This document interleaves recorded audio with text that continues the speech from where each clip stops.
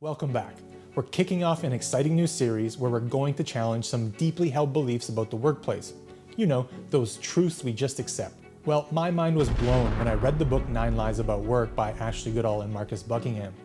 Because it turned out that many of those truths are actually, well, lies. And these lies might be holding you and your organization back. In this first video of the series, we're going to tackle the first 3 lies the book exposes. These are fundamental ideas about where we choose to work, how we plan, and how goals should work within a company. Get ready to question everything you thought you knew.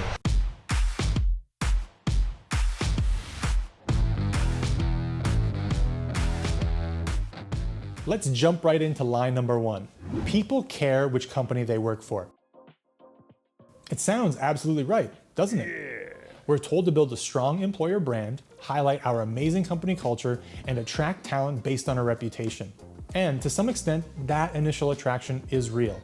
The company name on your resume can open doors. However, Buckingham and Goodall's extensive research paints a different picture of what truly matters once you're inside the organization. They found that while the company might be the reason you joined, it's rarely the reason you stay or thrive. The truth they uncovered is people care which team they're on. Your day-to-day work experience, your sense of belonging, your growth, and your immediate environment are shaped far more by your team and your team leader than the overarching company culture. It's the people you interact with daily, the support you get, the inside jokes, the shared challenges that make the biggest difference. Imagine you have a fantastic boss and feel truly connected to your immediate colleagues, even if the company is just okay. Compare that to working for a prestigious company, but you're on a dysfunctional team with a poor leader. Which experience had a bigger impact on your happiness and performance? The research consistently shows that the local team experience is the critical factor. Companies like Google, through their Project Aristotle, famously studied what makes teams effective and found that psychological safety and team cohesion were paramount, reinforcing that the immediate team environment is key. All right, let's move on to lie number 2. The best plan wins. We are obsessed with planning, aren't we? Strategic planning sessions, detailed project plans, Gantt charts galore. We believe that the more thorough and comprehensive our plan, the higher our chances of success. We invest massive amounts of time and resources into creating these elaborate blueprints. However, the modern world is characterized by speed and constant change.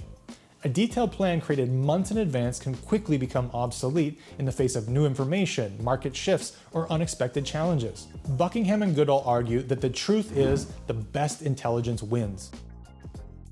In a fast-moving world, the ability to gather, interpret, and act on real-time information is far more valuable than sticking rigidly to a predefined plan. This means empowering the people on the front lines, those closest to the work and the customers, to make decisions based on the most current intelligence they have. Consider the difference between a traditional company that sticks to an annual marketing plan no matter what, and a more agile startup that can pivot its marketing strategy based on daily analytics and social media trends. Companies like Amazon are constantly gathering data and adapting their strategy in real time, prioritizing current intelligence over a static long-term plan. This doesn't mean planning is useless, but its value lies in setting direction and providing a framework, not creating a rigid script to be followed blindly. Now, for the third lie we'll cover today, the best companies cascade goals.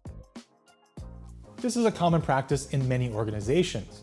Top leadership sets these big overarching goals, and then the goals are cascaded down through the different layers of the organization, with each level's goals aligning with the level above. The idea is to ensure that everyone is working towards the same objectives. However, the authors argue that this cascading process often feels disconnected and meaningless to the individuals at the team level. Goals that are set far above and simply passed down can feel like arbitrary targets rather than something personally meaningful and motivating. The truth they suggest is the best companies cascade meaning.